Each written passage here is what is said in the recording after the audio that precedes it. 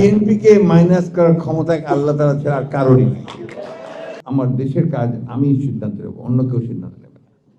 এখানে যে কেউ আমাকে ডিকটেট করবে, ওই বড় দাদাগিরি করবে, সেটা আমরা কখনোই মেনে নেব না। ভারতের যে শেখ হাসিনা আশ্রয় নিয়েছে, এটা তো তাদের ব্যাপার।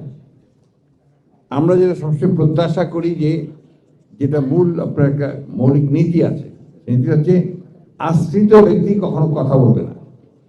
তিনি কথা বলছেন, এটা আমরা প্রতিবাদ করেছি, অপোজ করেছি, এমনকি এই গভর্নমেন্টও প্রতিবাদ করেছে। সুতরাং এটা অত্যন্ত পরিষ্কার যে ভারতের সঙ্গে আপনি যখন আমার প্রতি কী নীতি হবে, ভারতের সঙ্গে কী নীতি হবে সেটা নির্ভর করবে আপনার আমাদের প্রয়োজনের উপরে, তাগিদের উপরে, কী সমস্যা তার উপরে। কিন্তু আমার সোভারেন্টিতে, আমার সার্বভৌমত্বের পরে যদি কোনো হাত পড়ে, সেটা আমরা কোনোদিনই সহ্য করব না। এবং আমরা খুব পরিষ্কার করে বলেছি যে আমার ভেতরের, আমার দেশের কাজ আমি সিদ্ধান্ত নেব, অন্য কেউ সিদ্ধান্ত নেবে না। এখানে যে কেউ আমাকে ডিকটেট করবে, ওই বড় দাদাগিরি করবে, সেটা আমরা কখনোই মেনে নেব না।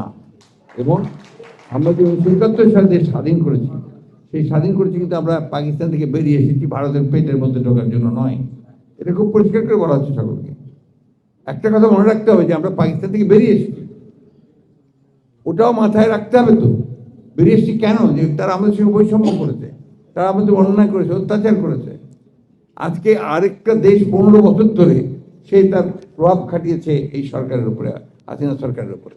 সুতরাং সেই ক্ষেত্রে তো নিঃসন্দেহে আমাদের দেশের মধ্যে আমরা যারা দেশপ্রেমী দলগুলো আছি, রাজনৈতিক দলগুলো আছে, ব্যক্তি আছি, আমরা কোনো মতেই এটাকে মেনে নেব না যে আমার দেশের ভেতরে কেউ আপনার হস্তক্ষেপ করবে এবং সেটা আপনারা প্রশ্নে উঠতে পারেন। বহুদিন আগে বাংলাদেশের প্রধান বিচারপতি এটিএম আফজাল, তিনি শেখ হাসিনাকে বলেছেন রং হেডেড।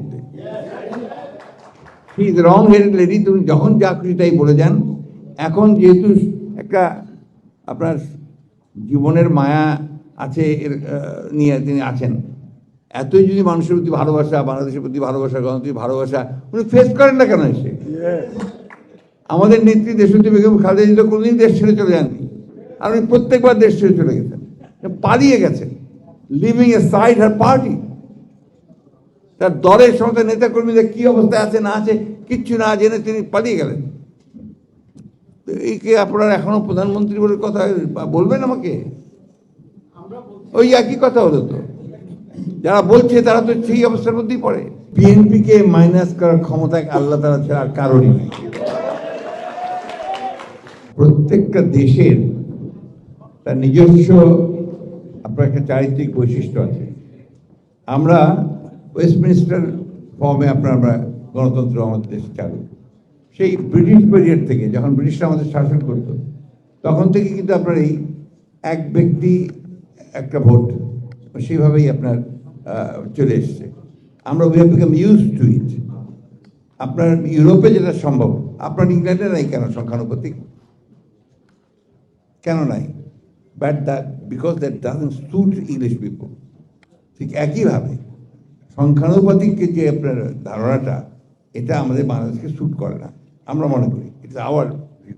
এবং আমাদের বেশিরভাগ রাজনৈতিক দলগুলোই এটা মনে করেন।